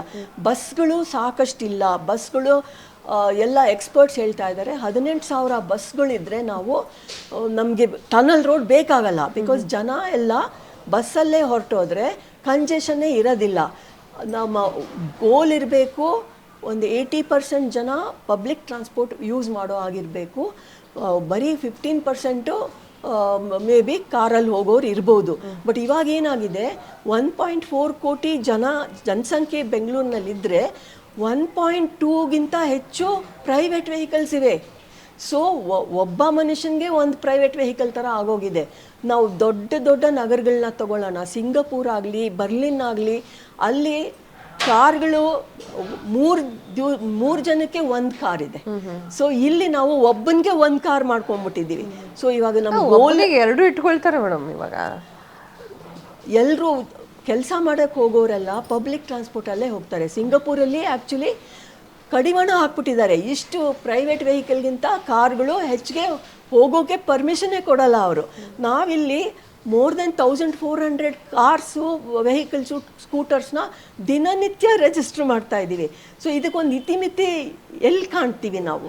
ಸೊ ಅದಕ್ಕೆ ತಕ್ಕಂಗೆ ನಾವು ರೋಡ್ಗಳನ್ನ ವೈಡನ್ ಮಾಡ್ಕೊಂಡೇ ಹೋಗೋಕ್ಕಾಗಲ್ಲ. ಅವಾಗ ಬಿಲ್ಡಿಂಗ್ಗಳೇ ಇರಲ್ಲ, ಬರೀ ರಸ್ತೆ ಇರುತ್ತೆ. ಬಿಕಾಸ್ ಒಬ್ಬ ಮನುಷ್ಯ ತಗೊಳ್ಳೋ ಅಂಥ ಜಾಗಕ್ಕಿಂತ ಒಂದು ಕಾರು 10 ಟೈಮ್ಸ್ ಜಾಗ ತಗೊಳುತ್ತೆ. ಸೊ ನಾವು ಒಬ್ಬೊಬ್ಬನಿಗೂ ಒಂದೊಂದು ಕಾರ್ ಅಂತ ಮಾಡಿಬಿಟ್ರೆ ಬರೀ ರಸ್ತೆಗಳೇ ಆಗ್ಬಿಡುತ್ತೆ, ಇಡೀ ನಗರ ಬಿಲ್ಡಿಂಗು ಕೂಡ ಇರೋಕ್ಕಾಗಲ್ಲ. So our whole policy is skewed ಅಲ್ವಾ? ನಮ್ಮ ಆದ್ಯತೆಗಳೇ ಕರೆಕ್ಟ್ ಆಗಿಲ್ಲ. ಸೊ ನಾವು ಆದಷ್ಟು ಇವಾಗ ಕಡಿವಾಣ ಹಾಕಿ, ಕಾರ್ಗಳು ಬರೋದನ್ನ ಕಡಿವಾಣ ಹಾಕಬೇಕು, ಕಂಜೆಷನ್ ಟ್ಯಾಕ್ಸ್ ಹಾಕಬೇಕು, limit the number of cars and make everybody get into bus and suburban ರೇಲ್ನ ನಾವು 30 ವರ್ಷದ ಹಿಂದೆಯಿಂದ ಸಿವಿಕ್ನವರು ಇದು ಮಾಡಲೇಬೇಕಂತ ನಾವು ಹೇಳಿದ್ವಿ. ಸರ್ಕ್ಯುಲರ್ ರೇಲ್ ಮಾಡಲೇಬೇಕಂತ 30 ವರ್ಷದಿಂದ ಹೇಳಿದ್ವಿ. ಒಂದು ಬಿಗ್ ಕಾನ್ಫರೆನ್ಸ್ ಮಾಡಿ ಅದು 30 ವರ್ಷ ಆದರೂ ಇನ್ನೂ ಕಾರ್ಯಗತ ಆಗಿಲ್ಲ. So that is the solution. ಯಾಕೆಂದರೆ ಇವಾಗ ಟನಲ್ ರೋಡಲ್ಲಿ ಎಕ್ಸ್ಪರ್ಟ್ಸು ಆಶೀಶ್ ವರ್ಮಾ ಅಂತ ಅವರು ಇಂಡಿಯನ್ ಇನ್ಸ್ಟಿಟ್ಯೂಟ್ ಆಫ್ ಸೈನ್ಸಿಂದ ಅವ್ರು ಹೇಳಿದ್ದಾರೆ, ನೀವು ಎಷ್ಟೇ ಟನಲ್ ರೋಡ್ ಮಾಡಿದ್ರೂ ಗಂಟೆಗೆ ಒಂದು 1,700 ಪೀಪಲ್ನ ನೀವು ಟ್ರಾನ್ಸ್ಪೋರ್ಟ್ ಮಾಡ್ಬೋದು. ಬಟ್ ನೀವು ಸಬರ್ಬನ್ ರೇಲ್ ಮಾಡಿದ್ರೆ ಗಂಟೆಗೆ 69,000 ಜನನ ಟ್ರಾನ್ಸ್ಪೋರ್ಟ್ ಮಾಡ್ಬೋದು. ಅಥವಾ ಮೆಟ್ರೋನಲ್ಲಾದರೆ ಒಂದು 40,000 ಏನೋ 30,000 ಜನ ಗಂಟೆಗೆ ಟ್ರಾವೆಲ್ ಮಾಡೋ ಹಂಗೆ ಮಾಡ್ಬೋದು. ಸೊ ನಾವು ಯಾವುದನ್ನ ನಾವು ಚಾಯ್ಸ್ ಆಗಿ ತಗೋಬೇಕು? Suburban rail and metro and ಬಸ್ಗಳನ್ನ ತಗೋಬೇಕಾ, ಅಥವಾ ಟನಲ್ ರೋಡಲ್ಲಿ 1,700 ಪೀಪಲ್ ಹೋಗುವಂಥದ್ದಕ್ಕೆ ನಾವು ಆದ್ಯತೆ ಕೊಡಬೇಕಾ? ಸೊ ನಮ್ಮ whole decision making has become skewed. So ಈ ಟನಲ್ ರೋಡ್ ಮಾಡಬೇಕಂತ ಯಾವ due process of law follow ಮಾಡಿದ್ವಿ ಅಲ್ವಾ? ಅದಕ್ಕೆ ಏನೇ ಒಂದು ಟ್ರಾನ್ಸ್ಪೋರ್ಟೇಷನ್ ಬಗ್ಗೆ ಒಂದು ನಿರ್ಧಾರ ತಗೋಬೇಕು ಅಂತಂದರೆ BMLTA ಅಂತ ಒಂದು ಪ್ರಾಧಿಕಾರ ಇದೆ, ಅಂದರೆ Bengaluru metropolitan land transport authority. ಅದನ್ನು ನಾವು ನಿಷ್ಕ್ರಿಯವಾಗಿ ಇಟ್ಬಿಟ್ಟು ಯಾರೋ ಒಬ್ಬರೇನೇ ಆ್ಯಡ್ ಹಾಕ್ ಡಿಸಿಷನ್ಸ್ ತಗೊತಾ ಇದ್ದಾರೆ. ಒಂದು ಮಾಸ್ಟರ್ ಪ್ಲಾನ್ ಅನ್ನೋದೇ ಇಲ್ಲ ಬೆಂಗಳೂರಿಗೆ. ಮಾಸ್ಟರ್ ಪ್ಲಾನ್ ಅನ್ನೋದು 2015ನಲ್ಲೇ ಅದು ಖತಮಾಗೋಗಿದೆ. ಸೊ ಅವಾಗಿಂದ ಕೋರ್ಟ್ ಆರ್ಡರಿಂದ ಅದು ಸರಿಗಿಲ್ಲ, ನೀವು ಬೇರೆ ಪ್ಲಾನ್ ಮಾಡಬೇಕು ಅಂತ ಹೇಳಿದ್ರು ಕೂಡ ಬೇರೆ ಪ್ಲಾನ್ ಇಲ್ಲವೇ ಇಲ್ಲ. ಸೊ ಅದಕ್ಕೆ ಅನ್ಪ್ಲಾನ್ಡ್ ಗ್ರೋತ್ ಆಗ್ತಾ ಇದೆ. ಆಲ್ ಡಿಸಿಷನ್ಸ್ನ ಆ್ಯಡ್ ಹಾಕ್ ಆಗಿ ಡ್ಯೂ ಪ್ರಾಸೆಸ್ ಆಫ್ ಲಾ, ಕಾನೂನು ಪ್ರಕಾರ ಏನು ತಗೋಬೇಕು ಅದನ್ನು ಮಾಡ್ತಾನೇ ಇಲ್ಲ. ಯಾರೋ ಒಬ್ಬರದು ಪರ್ಸನಲ್ ಅನಿಸಿಕೆಯಿಂದ ಎಲ್ಲ ಪ್ಲ್ಯಾನ್ಗಳು ನಡೀತಾ ಇದೆ. ಓಕೆ, ಯಾರೊಬ್ಬರ ಪರ್ಸ್ನಲ್ ಒಂದು ಡಿಸಿಷನ್ನಿಂದ ಈ ಎಲ್ಲ ಪ್ಲ್ಯಾನ್ಗಳು ಈ ಬೆಂಗಳೂರಿಂದ ಆಗೋದಕ್ಕೆ ಕಾರಣ ಅಂತ ಹೇಳ್ತಾ ಇದ್ದೀರಾ. ಸೊ ಈಗ ಬೆಂಗಳೂರಿನ ಜನರು ಅಂತ ಅಂದ ಕೂಡಲೇ ನೀವು ಹೇಳಿದ್ರಿ ಕಾರಲ್ಲಿ ಓಡಾಡೋರು ಇದ್ದಾರೆ, ಕಾಲಲ್ಲಿ ಓಡಾಡೋರು ಇದ್ದಾರೆ. ಸೊ ಎಲ್ಲವನ್ನೂ ಸೇರಿ ನಮ್ಮ ಬೆಂಗಳೂರು. ಸೊ ಈಗ ಆಟೋ ಮತ್ತು ಬೈಕ್ಗಳ ಟ್ಯಾಕ್ಸಿ ವಿಚಾರಕ್ಕೆ ಬರುವುದಾದರೆ ಬೈಕ್ ಟ್ಯಾಕ್ಸಿ ಆಲ್ರೆಡಿ ಇಲ್ಲ, ರದ್ದಾಗಿ ಹೋಗಿದೆ. ಈಗ ಏನಾಗಿದೆ ಅಂತಂದರೆ ಆಟೋದವರು ಮನ ಬಂದಂತೆ ದುಡ್ಡನ್ನ ಹಾಕ್ತಾ ಇದ್ದಾರೆ. ಸೊ ಇಲ್ಲಿಂದ ನಾನು ಬೇರೆಲ್ಲ ಹೋಗ್ಬೇಕಂದ್ರೆ 40 ರೂಪಾಯಿಲಿ ಹೋಗೋಳು 60-70 ರೂಪಾಯಿ ಆಗಿದೆ ಅದು. ಸೊ ಇದ್ರ ಬಗ್ಗೆ ಏನು ಹೇಳ್ತೀರಾ? ಬೈಕ್ ಟ್ಯಾಕ್ಸಿ ಅನ್ನೋದನ್ನು ನಿಷೇಧ ಮಾಡಿ ಒಳ್ಳೆ ಕೆಲಸ ಮಾಡಿದ್ರಾ? ಬೈಕ್ ಟ್ಯಾಕ್ಸಿಲಿ ತುಂಬ ಒಂದೊಂದು ಪ್ರಕರಣ ನಡೆದಿದೆ. ಹೆಣ್ಮಕ್ಳು ಅದ್ರ ಮೇಲೆ ಕೂತ್ಕೊಂಡು ಹೋದರೆ ಅವ್ರನ್ನ ಹೊಡೆಯೋದು ಬಡಿಯೋದು ಕೂಡ ಆಗ್ತಾ ಇದೆ. ಸೊ ಜೊತೆಗೆ 2 ವೀಲರ್ಸು ತುಂಬ ಡೇಂಜರಸ್ಸು. ನಮ್ಮಲ್ಲಿ ಲೇನ್ ಡಿಸಿಪ್ಲಿನ್ ಇಲ್ಲ. ಸೊ ಬೈಕ್ಗಳನ್ನ ನಾವು ಹೆಚ್ಚು ಮಾಡಿದಷ್ಟು ಫೇಟಲ್ ಡೆತ್ಸು ತುಂಬ ಆಗುತ್ತೆ. 2 ವೀಲರ್ ಡೆತ್ಸ್ ಜಾಸ್ತಿ ಆಗುತ್ತೆ. ಯಾಕೆಂದರೆ ಅವ್ರು ಸಿಕ್ಕಾಪಟ್ಟೆ ಈ ಕಡೆ ಆ ಕಡೆ ಬರ್ತಾ ಇರ್ತಾರೆ. ಬಸ್ ಹೋಗೋಕೆ ಆಗದೆ ಇರೋ ಹಾಗೆ ಬರ್ತಾ ಇರ್ತಾರೆ. ಆ್ಯಕ್ಚುಲಿ ನಾವೇನು ಪ್ರಮೋಟ್ ಮಾಡಬೇಕು ಅಂದರೆ ಆಶೀಶ್ ವರ್ಮಾ ಅವರು ಇಂಡಿಯನ್ ಇನ್ಸ್ಟಿಟ್ಯೂಟ್ ಆಫ್ ಸೈನ್ಸಲ್ಲಿ ಹೇಳಿರೋ ಹಾಗೆ ಬಸ್ಗೆ ಪ್ರಯಾರಿಟಿ ಲೇನ್ ಒಂದು ಮಾಡಬೇಕು. BRTS ಅಂತ ಬಸ್ ರ್ಯಾಪಿಡ್ ಟ್ರಾನ್ಸ್ಪೋರ್ಟ್ ಸಿಸ್ಟಮ್ ಮಾಡಬೇಕು. ಪ್ರತಿ ಆರ್ಟಿರಿಯಲ್ ರೋಡಲ್ಲಿ ಬಸ್ಗೆ ಸಪ್ರೇಟ್ ಲೇನ್ ಮಾಡಿಬಿಟ್ರೆ ಆವಾಗ ಯಾರು ಬೇಕಾದರೂ ಬಸ್ನ ಹತ್ತುತ್ತಾರೆ. ಯಾಕೆಂದರೆ ದಟ್ ವಿಲ್ ಗೋ ಫಾಸ್ಟೆಸ್ಟ್. ಇವಾಗ ಸಿಗ್ನಲಲ್ಲಿ ಬಸ್ ಕೂಡ ನಿಂತ್ಕೊಂಡು ಬಸ್ಸು ಕೂಡ ಬೇಗ ಹೋಗೋಕೆ ಆಗ್ತಾ ಇಲ್ಲ. ಅವ್ರದ್ದು ಟೈಮ್ ಮ್ಯಾನೇಜ್ಮೆಂಟೇ ಏರ್ಪೇರ್ ಆಗಿಬಿಟ್ಟಿದೆ. ಸೊ ನಾವು ಆದ್ಯತೆ ಕೊಡಬೇಕಾಗಿರೋದು ಬಸ್ ಲೇನ್ಗೆ. ಆಮೇಲೆ ಆಶೀಶ್ ವರ್ಮಾ ಅವರೇ ಹೇಳಿದ್ದಾರೆ, ಬಸ್ ಲೇನ್ಗೆ ನಾವು ದುಡ್ಡು ಹಾಕಿದ್ರೆ ಒಂದು ಲೇನ್ ಮಾಡಿಬಿಟ್ಟು ಬಸ್ಗೆ ಪರ್ ಕ್ರೋರ್ ಇನ್ವೆಸ್ಟ್ಮೆಂಟ್ 1 ಕೋಟಿ ನಾವು ಇನ್ವೆಸ್ಟ್ ಮಾಡ್ತೀವಿ ಅಂತಂದರೆ bus lane is the cheapest way of decongesting Bengaluru ಅಂತ ಹೇಳಿದ್ದಾರೆ. ಓಕೆ, ಈಗ ಏಕಾಏಕಿ ಬೈಕ್ ಟ್ಯಾಕ್ಸಿನ ಬಂದ್ ಮಾಡಿಬಿಡ್ತಾರೆ ಮೇಡಮ್. ಅದೆಷ್ಟೋ ಜನರು ಅದನ್ನೇ ನಂಬ್ಕೊಂಡು ಗಾಡಿ ತೊಗೊಂಡಿರ್ತಾರೆ, ಅದನ್ನೇ ನಂಬ್ಕೊಂಡು ಮನೆ ತೊಗೊಂಡಿರ್ತಾರೆ, ಅದನ್ನೇ ನಂಬ್ಕೊಂಡು ಬೇರೆ ಏನೋ ಇನ್ವೆಸ್ಟ್ ಮಾಡಿರ್ತಾರೆ. ಸೊ ನೀವು ಏಕಾಏಕಿ ಆ ಒಂದಿಷ್ಟು ನಿರುದ್ಯೋಗಿಗಳನ್ನ ನೀವು ಎಲ್ಲಾದ್ರೂ ಹಾಕ್ಬೇಕಾಗಿತ್ತು, ಅವ್ರಿಗೆಲ್ಲ ಒಂದು ಜಾಬ್ ಕೊಡಿಸ್ಬೇಕಾಗಿತ್ತಲ್ವಾ? ನೀವು ಸಡನ್ ಆಗಿ ಅದನ್ನು ಬ್ಯಾನ್ ಮಾಡಿದ ಕೂಡಲೇ ಅವರಿಗೂ ಕೂಡ ಆರ್ಥಿಕವಾಗಿ ಕಷ್ಟ ಆಗುತ್ತೆ, ರೈಟ್? ಕರೆಕ್ಟ್. ನಾವು ಏನೇ ಡಿಸಿಷನ್ ತಗೊಳ್ಳುವಾಗ ರಿಹ್ಯಾಬಿಲಿಟೇಷನ್ ಬಗ್ಗೆನೂ ನಾವು ಯೋಚನೆ ಮಾಡಬೇಕು. ಸುಮ್ಮನೆ ಏಕಾಏಕಿ ಸ್ಟ್ರೀಟ್ ವೆಂಡರ್ಸ್ನ ಎವಿಕ್ಟ್ ಮಾಡೋದು, ಏಕಾಏಕಿ ಬೈಕ್ ಟ್ಯಾಕ್ಸಿ ರಿಮೂವ್ ಮಾಡೋದು, it is not correct. So add ಹಾಕ್ ಆಗಿ ಡಿಸಿಷನ್ ತಗೊತಿದಾರಲ್ಲ, ಅದೆಲ್ಲನೂ ಇದೆ ಪರಿಣಾಮ. ಸೊ ನಾವು ಅವ್ರಿಗೂ ಕೂಡ ಬೇರೆ ವ್ಯವಸ್ಥೆ ಏನು ಮಾಡ್ಬೋದು ಅಂತ ಯೋಚನೆ ಮಾಡಿ ಮಾಡಬೇಕಾಗಿತ್ತು. ಸೊ ಬೆಂಗಳೂರು ಅಂತ ಹೇಳಿದ ಕೂಡಲೇ IT ಹಬ್ ಅಂತ ಒಂದಿಷ್ಟು ಜನ ಹೇಳ್ತಾರೆ. ಒಂದಿಷ್ಟು ಜನ ಬೆಂಗಳೂರಿಗೆ ಯಾರು ಬರ್ತಾರೆ ಅಂತಂದರೆ ಇನ್ನೂ ಊರಲ್ಲಿ ಜೀವನ ಮಾಡಲಿಕ್ಕೆ ಆಗೋದಿಲ್ಲ. ಸೊ ಅಷ್ಟು ಕಷ್ಟಗಳನ್ನು ಅನುಭವಿಸಿರ್ತಾರೆ. ದಟ್ಸ್ ವೈ ಬೆಂಗಳೂರಿಗೆ ಬಂದು ಜೀವನ ಕಟ್ಕೊಂಡು ಹೋಗ್ತೀನಿ ಅನ್ನುವಂಥದ್ದು. ಎಲ್ಲ ರಾಜ್ಯದವರು ಕೂಡ ಬೆಂಗಳೂರಿಗೆ ಬರುವಂಥದ್ದು ಕಾಮನು. ಆದರೆ ಈ ವಸತಿ ಸಮಸ್ಯೆ ಅನ್ನೋದು ಜಾಸ್ತಿ ಆಗ್ತಾ ಇದೆ ಬೆಂಗಳೂರಲ್ಲಿ. ಎಲ್ಲ ರಾಜ್ಯದವರು ಬರೋದ್ರಿಂದನೋ ಅಥವಾ ಯಾವುದೋ ಒಂದು ಹಳ್ಳಿಯಿಂದ ಬರೋದ್ರಿಂದನೋ ತುಂಬ ಜನ ಬೆಂಗಳೂರಲ್ಲಿ ಆಗ್ತಾ ಇದ್ದಾರೆ. ಸೊ ಈ ಒಂದು ವಸತಿ ಸಮಸ್ಯೆಯ ಬಗ್ಗೆ ಏನು ಹೇಳ್ತೀರಿ? ಡೆಫಿನೆಟ್ಲಿ ಇದು ತುಂಬಾ ದೊಡ್ಡ ಸಮಸ್ಯೆ ಆಗಿದೆ. ಯಾಕೆಂದರೆ ನಾವು ರಿಯಲ್ ಎಸ್ಟೇಟ್ನವ್ರಿಗೆ ಲ್ಯಾಂಡ್ಗಳನ್ನ ಅಕ್ವೈರ್ ಮಾಡ್ಕೊಳ್ಳೋಕ್ಕೆ ಸಾಕಷ್ಟು ಅವಕಾಶ ಮಾಡಿಕೊಟ್ಟು ಅವರು ಫ್ಲ್ಯಾಟ್ಗಳು ಕಟ್ತಾ ಇದ್ದಾರೆ, ಲೇಔಟ್ಗಳನ್ನ ಮಾಡ್ತಾ ಇದ್ದಾರೆ, ಫುಲ್ ಫೆನ್ಸ್ ಹಾಕ್ಕೊಂಡು ಲೇಔಟ್ಗಳು ಮಾಡ್ತಾ ಇದ್ದಾರೆ. ಬಟ್ ಅಲ್ಲಿ ಆ್ಯಕ್ಚುಲಿ JNNURM ಅಂತ ಏನು ಮಿಷನ್ ಬಂದಿತ್ತು, Jawaharlal Nehru urban renewal mission, ಅವರೇನು ಹೇಳಿದರು, ಪ್ರೈವೇಟ್ ಲೇಔಟ್ ಮಾಡಿದ್ರೂ ಕೂಡ ನಾವು ಬಡವರಿಗೆ ಮೀಸಲಾತಿ ಇಡಬೇಕು. ಅಲ್ಲಿ ಒಂದು 20% ಅಟ್ಲೀಸ್ಟ್ ಎಕನಾಮಿಕಲಿ ವೀಕರ್ ಸೆಕ್ಷನ್ ಜನಕ್ಕೆ ಅವರು ಕೂಡ ಮನೆಗಳನ್ನ ಕಟ್ಟಬೇಕು, ಅದಕ್ಕೆ ಕಾನೂನು ತರಬೇಕು ರಾಜ್ಯ ಸರ್ಕಾರ ಅಂತ ಹೇಳಿದರು. ಓಕೆ, ಜೊತೆಗೆ ಸ್ಲಮ್ ಫ್ರೀ ಸಿಟಿ ಮಾಡಬೇಕಂತ JNNURM ಒಂದು ಕಡ್ಡಾಯ ಕಂಡೀಷ್ನಾಲಿಟಿ ಇತ್ತು. ಅಂದರೆ ಇರೋ ಸ್ಲಮ್ಸ್ನೆಲ್ಲ ನಾವು ರಿಹ್ಯಾಬಿಲಿಟೇಟ್ ಮಾಡಿ ಯಾರೂ ಹಟ್ಗಳಲ್ಲಿ ಟೆಂಟಲ್ಲೇ ಅಥವಾ ಟಿನ್ ಶೆಡ್ಡಲ್ಲಿ ಇರಬಾರ್ದು, ಆ ರೀತಿ ನಾವು ವ್ಯವಸ್ಥೆ ಮಾಡಬೇಕು ಅವ್ರಿಗೆಲ್ಲ ವಸತಿ ವ್ಯವಸ್ಥೆ ಅಂತ ಕಾನೂನು ತರಬೇಕು ಸ್ಲಮ್ ಫ್ರೀ ಸಿಟಿ ಮಾಡೋಕ್ಕೆ ಅಂತ ಕೂಡ ಆ್ಯಕ್ಷನ್ ಪ್ಲ್ಯಾನ್ಗೆ ಹೇಳಿದರು. ಈ ಎರಡು ಕೆಲಸನೂ ಆಗಲಿಲ್ಲ JNNURM ಟೈಮಲ್ಲಿ. ಯಾಕೆಂದರೆ ಬ್ಯೂರೋಕ್ರಾಟ್ಸ್ಗೂ ಅದು ಬೇಕಾಗಿರಲಿಲ್ಲ ಮತ್ತು ಪ್ರೈವೇಟ್ ಬಿಲ್ಡರ್ಸ್ಗೂ ಅದು ಬೇಕಾಗಿರಲಿಲ್ಲ. ಅವರೇನು ಹೇಳಿದ್ರು, ಪ್ರೈವೇಟ್ ಬಿಲ್ಡರ್ಸು ನೀವು ಈ ಕಾನೂನು ತಂದರೆ ನಮ್ಗೆ ಆಗಲ್ಲ, ಬಿಕಾಸ್ ಉಳ್ಳವ್ರಿಗೆ ಪಕ್ಕದಲ್ಲೇ ಈ ಎಕನಾಮಿಕಲಿ ವೀಕರ್ ಸೆಕ್ಷನ್ನವರು ಅದೇ ಲೇಔಟಲ್ಲಿ ಇರ್ತಾರೆ ಅಂದರೆ ಅವ್ರಿಗೆ ಬೇಡ, ಅದು ನಮ್ಮ ವ್ಯಾಲ್ಯೂ ಕಡಿಮೆ ಆಗಿಬಿಡುತ್ತೆ ಲೇಔಟ್ದು, ಇವರೆಲ್ಲ ಇರಬಾರ್ದು ಬಡವರು ಆ ಲೇಔಟಲ್ಲಿ ಅಂತ ಹಠ ಹಿಡಿದು ಆ ಕಾನೂನೇ ಬರಲಿಲ್ಲ. ಸೊ ಇವಾಗ ಉಳ್ಳವ್ರಿಗೆ ಡ್ರೈವರ್ ಬೇಕು, ಮೇಡ್ ಬೇಕು, ಕುಕ್ ಬೇಕು, ಮಕ್ಕಳನ್ನ ನೋಡ್ಕೊಳ್ಳೋಕ್ಕೆ ಡೇ ಕೇರ್ ಪರ್ಸನ್ ಬೇಕು. ಆದರೆ ಅವ್ರು ಯಾರೂ ಸುತ್ತಮುತ್ತ ಇರ್ಕೂಡ್ದು, ಅವರೆಲ್ಲ ನಗರದಿಂದ ಆಚೆ ಹೋಗಬೇಕು. ಸೊ ನಮ್ಮ ರಾಜ್ಯ ಸರ್ಕಾರನೂ ಅವ್ರನ್ನೆಲ್ಲ ಎಲ್ಲೆಲ್ಲಿ ವ್ಯಾಲ್ಯೂಯಬಲ್ ಲ್ಯಾಂಡಲ್ಲಿ ಸ್ಲಮ್ಗಳಿತ್ತು ಅವ್ರನ್ನೆಲ್ಲ ರೀಹ್ಯಾಬಿಲಿಟೇಟ್ ಮಾಡಬೇಕು ಅಂದರೆ ಬೆಂಗಳೂರಿನ ಸುತ್ತಮುತ್ತ ಇರೋ ಹಳ್ಳಿಗಳಿಗೆ ಅವ್ರನ್ನ ಕಳಿಸಿ ಅಲ್ಲಿ ಅವರು ಹೇಗೋ ವಸತಿ ಕ್ರಿಯೇಟ್ ಮಾಡ್ಕೋಬೇಕು ಅಂತ. ಸೊ ನಾವೇನು ಹೇಳ್ತಾ ಇದ್ದೀವಿ ಅಂತಂದರೆ, ಪ್ರತಿ ವಾರ್ಡಲ್ಲಿ ಇವಾಗ ಏನು ಬರ್ತಾ ಇದ್ದಾರೆ ವಲಸೆ, ಅವ್ರಿಗೆಲ್ಲರಿಗೂ ಮೀಸಲಾತಿ ಮೇಲೆ ವರ್ಕಿಂಗ್ ಪೀಪಲ್ಸ್, ಮೈಗ್ರೆಂಟ್ ವರ್ಕರ್ಸ್ ಕಾಲೋನಿಗಳನ್ನ ಮಾಡಬೇಕು. ಅವ್ರು ಕೂಡ ಅಲ್ಲೇ ಜೀವನ ಮಾಡಿದ್ರೆ ಅವ್ರಿಗೆ ಲೈವ್ಲಿಹುಡ್ ಕೂಡ ಸುತ್ತಮುತ್ತನೇ ಸಿಗುತ್ತೆ. ಹತ್ತಿರದಲ್ಲೇ ಅವರು ಡ್ರೈವರ್ ಆಗ್ಬೋದು, ಕ್ಲೀನರ್ ಆಗ್ಬೋದು, ಏನು ಬೇಕಾದರೂ ನಡ್ಕೊಂಡು ಹೋಗಿ ಕೆಲಸ ಮಾಡೋ ರೀತಿ ಅವ್ರಿಗೆ ಅವಕಾಶ ಸಿಗುತ್ತೆ. ಜೊತೆಗೆ ಎಷ್ಟು ಕನ್ಸ್ಟ್ರಕ್ಷನ್ ನಡೀತಾ ಇದೆ ಬೆಂಗಳೂರಿನಲ್ಲಿ ಅಂತಂದರೆ, ಅಲ್ಲಿ ಬರೋ ವರ್ಕರ್ಸ್ಗೆ ಬಿಹಾರಿಂದ ಬರ್ತಾರೆ, ರಾಜಸ್ಥಾನದಿಂದ ಬರ್ತಾರೆ, ಅವ್ರುಗಳಿಗೆ ಟಿನ್ ಶೆಡ್ ಬಿಟ್ಟು ಇನ್ನೇನು ಕೊಡ್ತಾ ಇಲ್ಲ ನಾವು. ಸೊ ಕನ್ಸ್ಟ್ರಕ್ಷನ್ ವರ್ಕರ್ಸ್ ಬೋರ್ಡಿಂದ ಕೂಡ ಇವ್ರಿಗೆಲ್ಲ ಟೆಂಪರರಿ ಶೆಲ್ಟರ್ಗಳು ಮಾಡೋದಕ್ಕೆ ಹಣ ಇದೆ. Building and other construction workers welfare ಬೋರ್ಡಲ್ಲಿ ಅವ್ರ ಹತ್ರ 10,000 ಕೋಟಿ ದುಡ್ಡು ಕೊಳಿತಾ ಇದೆ. ಆದರೂ ಕೂಡ ನಮ್ಮ ವಲಸಿಗರು ಬರುತ್ತಾರಲ್ಲ ಕನ್ಸ್ಟ್ರಕ್ಷನ್ ಸೈಟ್ಗೆ, ಅವ್ರಿಗೆ ಯಾವ ಥರ ಮನೆ ಕೊಡ್ತಾ ಇದ್ದೀವಿ ನಾವು?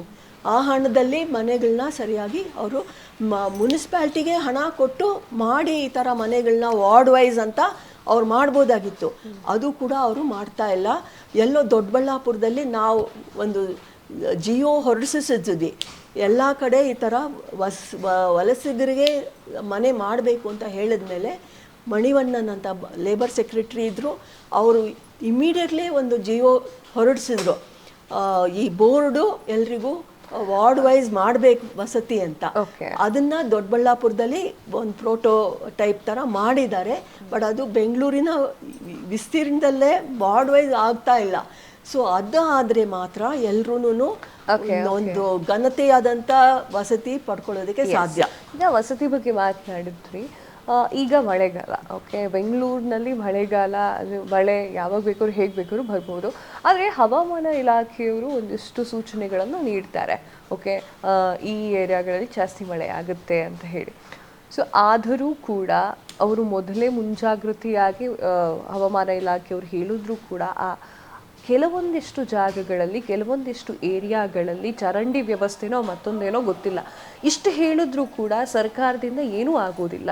ತದನಂತರ ಮಳೆ ಬರುತ್ತೆ, ಎಲ್ಲ ಕಡೆಗೂ ಕಟ್ಕೊಳ್ಳುತ್ತೆ, ಜನಜೀವನ ಅಸ್ತವ್ಯಸ್ತ ಆಗುತ್ತೆ, ಎಷ್ಟೋ ದವಸ ಧಾನ್ಯಗಳು ಹೋಗುತ್ತೆ. ತದಾದ ನಂತರ ಎಲ್ಲರೂ ಎಂಟ್ರಿ ಕೊಡ್ತಾರೆ. ಓಕೆ, ಇಲ್ಲಿ ನನ್ನ ಪ್ರಶ್ನೆ ಅಥವಾ ಜನಗಳ ಪ್ರಶ್ನೆ ಏನು ಅಂತಂದರೆ, ಮೊದಲೇ ಹವಾಮಾನ ಇಲಾಖೆ ನಿಮಗೆ ಮುನ್ಸೂಚನೆ ಕೊಟ್ಟಿದೆ ಅಲ್ವಾ, ರೈಟ್?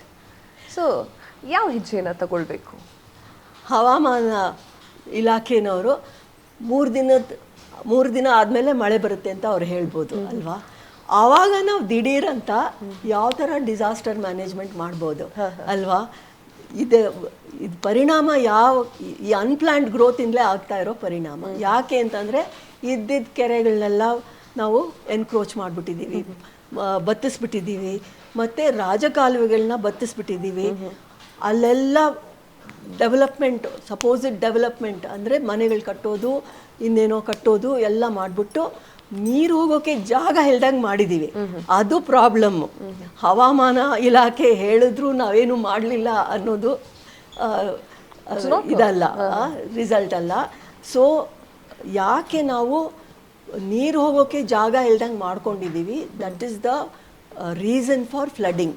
ಸೊ ಜೊತೆಗೆ ನಮ್ಮ ಡ್ರೈನ್ಗಳು ಯಾವ ರೀತಿ ಇವೆ, ಅವ್ರು ಡಿಸೈನ್ ಮಾಡಿರೋದೇನೆ ನಮ್ಮ ಮಾನ್ಸೂನ್ ಡ್ರೈನ್ನ ತಡ್ಕೊಳ್ಳೋದಕ್ಕೆ ಸಾಧ್ಯನಾ? ನಾವು ಮಾಡಿರೋ ಅಂಥ ರಸ್ತೆಗಳು, ಆ ಡ್ರೈನ್ನಲ್ಲಿ ಹೂಳು ತೆಗೆಯೋದೇ ಸರಿಯಾಗಿ ಆಗ್ತಾ ಇಲ್ಲ. ಸೊ ನೀರು ಆ್ಯಕ್ಚುಲಿ ಡ್ರೈನ್ನೊಳಗೆ ಹೋಗಿ ನಿಂತಿರುತ್ತೆ ಹೊರತು ಹರಿತಾ ಇಲ್ಲ. ಯಾಕೆಂದರೆ ಅದು ಬಿಟ್ಸ್ ಆ್ಯಂಡ್ ಪೀಸಸಲ್ಲಿ ಡ್ರೈನ್ ಕ್ಲೀನ್ ಮಾಡ್ತಾರೆ, ಕಂಟಿನ್ಯೂಸ್ ಆಗಿ ಅದು ಹೋಗಿ ರಾಜಕಾಲುವೆ ಸೇರ್ಕೊಳ್ಳೋದೇ ಇಲ್ಲ. ಸೊ ಇವಾಗಲೂ ನಾವು ನೋಡ್ಬೋದು ಎಷ್ಟು ಕಡೆ ಡ್ರೈನು ರೀಫರ್ಬಿಶ್ ಮಾಡ್ತಾ ಇದ್ದಾರೆ, ಫುಲ್ ಕಾಂಕ್ರೀಟ್ ಹಾಕ್ತಾ ಇದ್ದಾರೆ. ಜೊತೆಗೆ BWSSBನವ್ರು ನಮ್ಗೆ ಹೇಳ್ತಾರೆ ನೀವೆಲ್ಲರೂ ರೇನ್ ವಾಟರ್ ಹಾರ್ವೆಸ್ಟಿಂಗ್ ಮಾಡ್ಬೇಕಂತ. ಸೊ ರೇನ್ ವಾಟರ್ ಹಾರ್ವೆಸ್ಟಿಂಗ್ ನಾವುಗಳು ಪ್ರೈವೇಟ್ ಪೀಪಲ್ ಮಾಡ್ಬೇಕಂತ ಇದ್ರು BBMP is not doing it. ಅವ್ರೇನೇ ಕಾಂಕ್ರೀಟ್ ಹಾಕ್ತಾ ಇದ್ದಾರೆ. ಡ್ರೈನ್ಗಳಲ್ಲಿ ಪರ್ಕೊಲೇಷನ್ ಪಿಟ್ ಮಾಡಬೇಕು. ರಸ್ತೆ ಒಂದು 100 ಮೀಟರ್ಸ್ಗೆ ನಾವು ಮಾನ್ಸೂನಲ್ಲಿ ಬರೋ ಮಳೆಗೆ ತಕ್ಕಂಗೆ ಪರ್ಕೊಲೇಷನ್ ಪಿಟ್ ಮಾಡಿ ನೀರು ಹಿಂಗೋ ಹಂಗೆ ಮಾಡಬೇಕು. ಇವಾಗ ನಾವು ಮಾಡ್ತಾ ಇರೋ ಕೆಲಸಗಳಿಂದ ನೀರು ಹಿಂಗ್ತಾನೇ ಇಲ್ಲ, ಎಲ್ಲ ರಸ್ತೆಯಲ್ಲಿ ಹರ್ಕೊಂಡು ಹೋಗ್ತಾ ಇದೆ. ಅದರಿಂದಲೇ ನಮ್ಮ ರಸ್ತೆಗಳು ಕೂಡ ಕೆಡ್ತಾ ಇರೋದು, ಪಾಟ್ ಹೋಲ್ ಬರೋದು. ಅವನು ಕಾಂಟ್ರಾಕ್ಟರ್ ರಸ್ತೆ ಮಾಡ್ಬಿಟ್ಟು ಹೋದ್ರೂ 3 ತಿಂಗಳಾದ್ಮೇಲೆ ಪಾಟ್ ಹೋಲ್ ಬರುತ್ತೆ. So the whole problem is ಫ್ಲಡ್ಡಿಂಗ್ಗೆ ನಾವು ಪ್ರಾಪರ್ ಡ್ರೈನೇಜೇ ಕ್ರಿಯೇಟ್ ಇಲ್ಲಿ ಮಾಡಿದ್ದೀರಾ, ಮತ್ತು ಎನ್ಕ್ರೋಚ್ಮೆಂಟ್ಗಳನ್ನ ಡೆಮಾಲಿಷ್ ಮಾಡ್ತಾ ಇಲ್ಲ. ಇವಾಗ ಏನು ಲೇಕ್ ಬಫರ್ ಝೋನ್ನಲ್ಲಿ ಮನೆಗಳು ಕಟ್ಟಿಸಿದ್ದಾರೆ, ಲೇಕ್ ಬೆಡ್ ಮೇಲೇ BDAನೇ ಲೇಔಟ್ ಮಾಡಿದೆ ಎಷ್ಟೋ ಕಡೆ. ಸೊ ಈ ಅನ್ಪ್ಲ್ಯಾನ್ ಡೆವಲಪ್ಮೆಂಟು ಈಕಲಾಜಿಕಲಿ ಅನ್ಸಸ್ಟೈನಬಲ್ ಡೆವಲಪ್ಮೆಂಟ್ ಮಾಡಿರೋದ್ರಿಂದ ನೀರಿಗೆ ಹೋಗೋಕ್ಕೆ ಜಾಗ ಆಗಿಲ್ಲ. ಸೊ ನಾವು ಇವಾಗ ಟನಲ್ ರೋಡ್ ಮಾಡೋಕ್ಕೆ ಬದಲು ನೀರನ್ನ ಶೇಖರಣೆ ಮಾಡೋಕ್ಕೆ ಟನಲ್ಗಳನ್ನ ಮಾಡಿದ್ರೆ ಉಚಿತ. ಓಕೆ, ಸೊ ನೀರಿನ ವ್ಯವಸ್ಥೆ ನಾವು ಸರಿಪಡಿಸೋದು ನಮ್ಮ ಆದ್ಯತೆ ಆಗಬೇಕು. ಓಕೆ, ಸೊ ಇವಾಗ ಸುಪ್ರೀಂ ಕೋರ್ಟಿಂದ ಆರ್ಡರ್ ಬಂದಿದೆ, ಆಲ್ ಇಲ್ಲಿಗಲ್ ಬಿಲ್ಡಿಂಗ್ಸು ಏನೇನು ಎನ್ಕ್ರೋಚ್ ಆಗಿ ಕಟ್ಟಬಾರದ ಕಡೆ ಮನೆಗಳು ಕಟ್ಟಿದ್ದಾರೆ ಅವೆಲ್ಲ ಡೆಮಾಲಿಷ್ ಆಗಬೇಕು ಅಂತ ಅವ್ರು ಹೇಳಿದ್ದಾರೆ. DK ಶಿವಕುಮಾರ್ ಅವರು ಕೂಡ ಹೇಳಿದ್ದಾರೆ all such illegal building should be demolished ಅಂತ. ಬಟ್ ನಮ್ಮ ವಾರ್ಡಲ್ಲೇ ನಾವು ನೋಡ್ತಾ ಇದ್ದೀವಿ, ಎಷ್ಟು ಇಲ್ಲಿಗಲ್ ಬಿಲ್ಡಿಂಗ್ ಕಟ್ಟಿದ್ರು ಕೂಡ ಅದ್ರದ್ದು ಫೋಟೋ ನಾವು ದಿನನಿತ್ಯ ವಾಟ್ಸಪ್ ಗ್ರೂಪಲ್ಲಿ ಹಾಕಿದ್ರು ಕೂಡ ಒಂದು ಕೂಡ ಡೆಮಾಲಿಷ್ ಆಗ್ತಾ ಇಲ್ಲ. ಯಾಕೆಂದರೆ ಲೋಕಲ್ ಅಫಿಷಿಯಲ್ಸ್ದು ಹೊಣೆಗಾರಿಕೆನೇ ಇಲ್ಲ, ಅದನ್ನು ಚೆಕ್ ಮಾಡೋರೇ ಯಾರೂ ಇಲ್ಲ. ಮೇಲ್ನವರು ಹೇಳ್ಕೊಂಡು ಬರ್ಬೋದು ಇಟ್ ಶುಡ್ ಬಿ ಡೆಮಾಲಿಷ್ಡ್ ಅಂತ, ಬಟ್ ಕೆಳಗಿನವ್ರನ್ನ ಹೊಣೆಗಾರರಾಗಿ ಮಾಡ್ತಾ ಇಲ್ಲ. ಇನ್ನೊಂದು ಸುಪ್ರೀಂ ಕೋರ್ಟ್ ಆರ್ಡರ್ ಬಂದಿದೆ, ಯಾರು ಲೋಕಲ್ ಇಂಜಿನಿಯರ್ಸು ಡೆಮಾಲಿಷ್ ಮಾಡ್ತಾ ಇಲ್ಲ, ಡೆಮಾಲಿಷನ್ ಮಾಡಿಸಿ ಆ ಡೆಮಾಲಿಷನ್ದು ಕಾಸ್ಟ್ನ ಆ ಅಫಿಷಿಯಲ್ಸಿಂದಲೇ ಅವರ ಸ್ಯಾಲರಿಯಿಂದ ತಗೋಬೇಕು ಅಂತ ಹೇಳಿದ್ದಾರೆ. ಅದನ್ನ ಮಾಡಿದ ಹೊರತು ಅವ್ರು ಹೊಣೆಗಾರರಾಗಲ್ಲ. ಅವರು ಪ್ಲ್ಯಾನ್ ಸ್ಯಾಂಕ್ಷನ್ ಮಾಡೋಕ್ಕೂ ದುಡ್ಡು ಇಸ್ಕೋತಾರೆ, ಆಮೇಲೆ ಡೆಮಾಲಿಷನ್ ಮಾಡದೇ ಇರೋದಕ್ಕೂ ದುಡ್ಡು ಇಸ್ಕೊತಾರೆ. ಸೊ ಅವರು ರಿಚ್ ಆಗ್ತಾ ಇದ್ದಾರೆ, ಅವ್ರ ಬಿಲ್ಡಿಂಗ್ಗಳು ಹೆಚ್ಚಿಗೆ ಆಗ್ತಾ ಇದೆ. ಬಟ್ ನಮಗೆ ಬೇಕಾಗಿರೋ ರೂಲ್ ಆಫ್ ಲಾ ಇಲ್ಲ. ಓಕೆ ಮೇಡಮ್, ಇದೊಂದು ಹೇಳಿಬಿಡಿ, ಕೊನೆಯದಾಗಿ ಕೇಳ್ತಾ ಇದ್ದೀನಿ. ನೀವು ಎಷ್ಟೊಂದು ಮಾತುಗಳನ್ನು ಆಡಿದ್ರಿ, ಬೆಂಗಳೂರು ಬಗ್ಗೆ ಒಂದಷ್ಟು ಪ್ರಶ್ನೆಗಳನ್ನು ಕೂಡ ನಾನು ಕೇಳಿದೆ. ಸೊ ನಿಮಗೆ ಬೆಂಗಳೂರು ಹೇಗಿರಬೇಕು? ನಾನು ಮೊದಲಿಂದ ಹೇಳಿದೆ, ಪ್ಲ್ಯಾನ್ ಮಾಡೋಕ್ಕೆ ಪ್ಲ್ಯಾನೇ ಇಲ್ಲ, ಮಾಸ್ಟರ್ ಪ್ಲ್ಯಾನೇ ಇಲ್ಲ ಬೆಂಗಳೂರಿಗೆ. ಯಾಕದಾಗಿದೆ ಅಂದರೆ ನಮ್ಮ ಸಂವಿಧಾನದ ಬಗ್ಗೆ ನಾನು ಮತ್ತೆ ಹೇಳಬೇಕು. ಅದರಲ್ಲಿ ಕ್ಲಿಯರಾಗಿ ಮಹಾನಗರ ಯೋಜನಾ ಸಮಿತಿ ಮಾಡಬೇಕು, ಅದು ಪ್ಲ್ಯಾನ್ ಮಾಡಬೇಕು ಅಂತ ಕ್ಲಿಯರಾಗಿ ಹೇಳಿದೆ. ಅದನ್ನು ನಾವು ಆ್ಯಕ್ಟಲ್ಲಿ ತಂದ್ವಿ, KMC ಆ್ಯಕ್ಟಲ್ಲಿ ಸೇರಿಸ್ಬಿಟ್ವಿ. ಹೌದು, ಮಹಾನಗರ ಯೋಜನಾ ಪಾಲಿಕೆ ಸಂವಿಧಾನದ 74ನೇ ತಿದ್ದುಪಡಿ ಪ್ರಕಾರ ಇರಬೇಕಂತ ಹೇಳ್ಬಿಟ್ವಿ. ಅದ್ರದ್ದು ರೂಲ್ಸ್ನ 20 ವರ್ಷ ಫ್ರೇಮ್ ಮಾಡಲಿಲ್ಲ. ಓಕೆ, 2016ವರೆಗೂ MPC ಕ್ರಿಯೇಟೇ ಆಗಲಿಲ್ಲ, ಮೆಟ್ರೋಪಾಲಿಟನ್ ಪ್ಲ್ಯಾನಿಂಗ್ ಕಮಿಟಿ ಅಂತ. ಸೊ ಅದು ಹೈಕೋರ್ಟ್ ಆರ್ಡರ್ ಆದಮೇಲೆ ರೂಲ್ಸ್ ಫ್ರೇಮ್ ಆದರೂ ಅದನ್ನು ಮತ್ತೆ CM ಇಸ್ ದ ಹೆಡ್ ಅಂತ ಮಾಡಿಬಿಟ್ರು. ಸೊ ಅದು ಆ್ಯಕ್ಚುಲಿ ಸ್ಥಳೀಯ ಸರ್ಕಾರಕ್ಕೆ ವಶದಲ್ಲಿ ಬರಬೇಕಾಗಿತ್ತು. ಅದನ್ನು ಮತ್ತೆ CMಗೆ ಹಿಡಿತಾ ಕೊಟ್ಟರು, ಮಹಾನಗರ ಯೋಜನಾ ಸಮಿತಿಗೂ ಕೂಡ. ಅದ್ರದ್ದು ಮೀಟಿಂಗ್ಗಳೇ ಆಗಲಿಲ್ಲ. ರೂಲ್ಸ್ ಫ್ರೇಮ್ ಮಾಡಿದ್ಮೇಲೂ 2016ನಿಂದ 2020ವರೆಗೂ ನಮ್ಮ ಎಲೆಕ್ಟೆಡ್ ರೆಪ್ರೆಸೆಂಟೇಟಿವ್ ಕೌನ್ಸಿಲರ್ಸ್ ಕೂಡ 2/3 ರೆಪ್ರೆಸೆಂಟೇಷನ್ನು MPCನಲ್ಲಿ ಇರಬೇಕು ಅಂತ ಕಾನೂನು ಹೇಳುತ್ತೆ. ಸುತ್ತಮುತ್ತ ಇರೋ ಗ್ರಾಮ ಪಂಚಾಯತ್ಗಳಿಂದ ಕೂಡ MPCಗೆ ರೆಪ್ರೆಸೆಂಟೇಟಿವ್ಸ್ ಹೋಗಬೇಕು ಅಂತ ಇದೆ. ಯಾಕೆಂದರೆ ಅದು ಸ್ಥಳೀಯ ಸರ್ಕಾರದ ನಿರ್ಧಾರದ ಪ್ರಕಾರ MPC ಪ್ಲ್ಯಾನ್ ಮಾಡಬೇಕು ಬೆಂಗಳೂರಿಗೆ ಅಂತ. ಸೊ ಅದು ಹಾಗೇ ಇಲ್ಲ. ಯಾಕೆಂದರೆ 4 ವರ್ಷ ಇದ್ದಂಥ ಕಾಲದಲ್ಲಿ 2016ನಿಂದ 2020ವರೆಗೂ ಅದಿತ್ತು. 3 ಮೀಟಿಂಗ್ ಆಯಿತು. ಅದು ವರ್ಷಕ್ಕೆ 4 ಮೀಟಿಂಗ್ ಮಾಡಿ draft development plan for Bengaluru ಮಾಡಬೇಕಾಗಿತ್ತು. ಅದು ಮಾಡೇ ಇಲ್ಲ. ಸೊ CM ಅದ್ರ ಬಗ್ಗೆ ಎಷ್ಟು ಕಾಳಜಿ ವಹಿಸಿದ್ರು ಗೊತ್ತಿಲ್ಲ. ಸೊ ಇವಾಗಿರೋ CM ಒಬ್ಬರೇ ಅಲ್ಲ, ಆವಾಗ ಯಾರಿದ್ರು ಅವರು ಕೂಡ ಇದಕ್ಕೆ ಹೊಣೆಗಾರರು. ಸೊ ಅದರಿಂದಾನೇ ಮಾಸ್ಟರ್ ಪ್ಲ್ಯಾನೇ ಇಲ್ಲ ಬೆಂಗಳೂರಿಗೆ. ಇನ್ನೊಂದು ವಿಪರ್ಯಾಸ ಏನು ಅಂದರೆ, ಸಂವಿಧಾನದಲ್ಲಿ MPC ಬಂದ ಮೇಲೆ ಬೇರೆ ಪ್ಯಾರಲಲ್ ಬಾಡೀಸ್ ಏನು ಇವಾಗ ಪ್ಲ್ಯಾನ್ ಮಾಡ್ತಾ ಇವೆ ಅವು ರದ್ದಾಗಬೇಕು, 1 ವರ್ಷದೊಳಗೆ ರದ್ದಾಗಬೇಕು ಸಂವಿಧಾನದ ತಿದ್ದುಪಡಿ ಬಂದ ಮೇಲೆ ಅಂತ ಕಾನೂನಲ್ಲಿ ಹೇಳುತ್ತೆ. ಆದರೆ ಅದನ್ನು ಕೂಡ ನಾವು ಪರಿಪಾಲನೆ ಮಾಡಿಲ್ಲ. BDAನ ಕಂಟಿನ್ಯೂ ಮಾಡ್ಕೊಂಡು ಬಂದ್ವಿ ಪ್ಯಾರಲಲ್ ಆಗಿ. MPCನೂ ಕಾನೂನಲ್ಲಿದೆ, BDAದು ಪ್ಲ್ಯಾನಿಂಗ್ ಪವರ್ಸು ಕಾನೂನಲ್ಲಿದೆ. ನಾವು BDA ಆ್ಯಕ್ಟ್ ಅಮೆಂಡ್ ಮಾಡಿ, town and country planning act amend ಮಾಡಿ ಅವ್ರದ್ದು ಹತೋಟಿನೆಲ್ಲ MPCಗೆ ನಾವು ವರ್ಗಾವಣೆ ಮಾಡಬೇಕಾಗಿತ್ತು. ಅದನ್ನು ನಾವು ಮಾಡಲೇ ಇಲ್ಲ.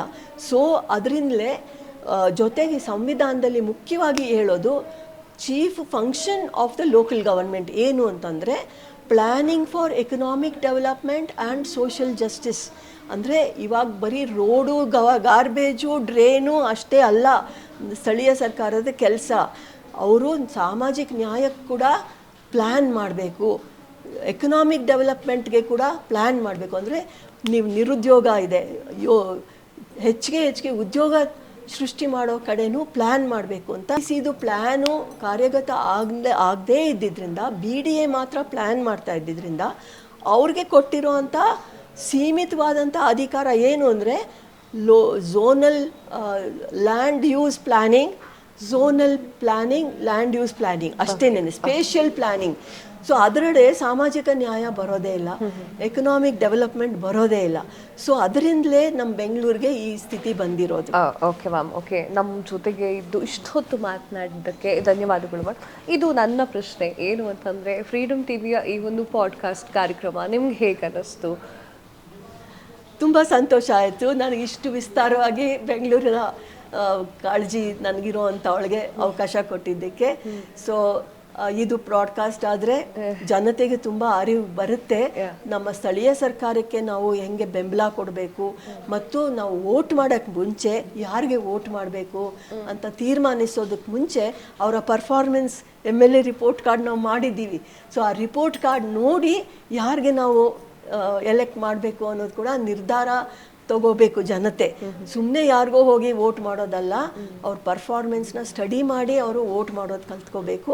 ಮತ್ತು ನಮ್ಮ ನಗರಕ್ಕೆ ಬೇಕಾಗಿರೋ ಕಾನೂನುಗಳನ್ನ ಅವ್ರು ಪಾಲಿಸ್ತಾ ಇದ್ದಾರಾ ಇಲ್ವಾ ನಮ್ಮ ಸರ್ಕಾರಗಳು, MLAಗಳು ನಮ್ಮ ಕಾನೂನು ಪಾಲಿಸೋದಕ್ಕೆ ಯಾವ ರೀತಿ ಪ್ರಶ್ನೆ ಕೇಳ್ತಾ ಇದ್ದಾರೆ ಅಸೆಂಬ್ಲಿನಲ್ಲಿ ಅಥವಾ ಪಾರ್ಲಿಮೆಂಟಲ್ಲಿ, ಅದನ್ನೆಲ್ಲ ಸ್ಟಡಿ ಮಾಡಿ ನಮ್ಮ ಜನತೆ ಎಚ್ಚೆತ್ಕೊಂಡು ವೋಟ್ ಮಾಡಿದ್ರೆ ನಮ್ಮ ನಗರ ನಿಜವಾಗ್ಲೂ ಉದ್ಧಾರ ಆಗುತ್ತೆ.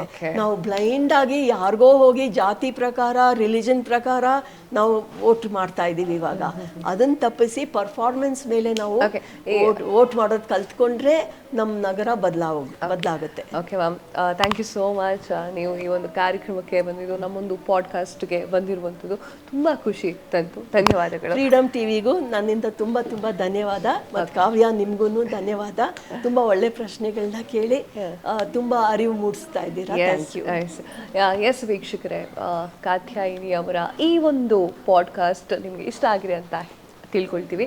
ಪಾಡ್ಕಾಸ್ಟ್ ಬಂದ್ಬಿಟ್ಟು ಕಾತ್ಯಾಯಿನಿ ಅವರ ಈ ಒಂದು ಪಾಡ್ಕಾಸ್ಟ್ ಅವ್ರು ಹೇಳಿದ್ದು ಇಷ್ಟೇ, ಯಾವುದೇ ಒಂದು ಜಾತಿ ಅಥವಾ ಧರ್ಮವನ್ನು ನೋಡಿ ವೋಟ್ ಗೀಟೆಲ್ಲ ಮಾಡಬೇಡಿ. ನಿಜಕ್ಕೂ ಕೂಡ ನಿಮಗೆ ಅವರು ಸರಿ ಅಂತ ಅನ್ನಿಸ್ತಾರ ಆಗ ಮಾತ್ರ ವೋಟ್ ಹಾಕಿ. ಹಾಗೆ ಬೆಂಗಳೂರಿನ ಬಗ್ಗೆ, MLA ಬಗ್ಗೆ ನೀವು ತಿಳ್ಕೊಳ್ಬೇಕು, MP ಗಳ ಬಗ್ಗೆ ನೀವು ತಿಳ್ಕೊಳ್ಬೇಕು ಅನ್ನುವಂಥ ವಿಚಾರಗಳನ್ನು ನಮ್ಮ ಜೊತೆಗೆ ಹಂಚಿಕೊಂಡ್ರು. ಆ್ಯಂಡ್ ಇನ್ನೊಂದು ಗೆಸ್ಟ್ಗಳ ಜೊತೆಗೆ ಮತ್ತೊಂದು ಎಪಿಸೋಡ್ನಲ್ಲಿ ಮತ್ತೆ ನಾನು ನಿಮಗೆ ಸಿಗ್ತೀನಿ. ಅಲ್ಲಿವರೆಗೂ ನೋಡ್ತಾ ಇರಿ ಫ್ರೀಡಮ್ ಟಿವಿ ಪಾಡ್ಕಾಸ್ಟ್.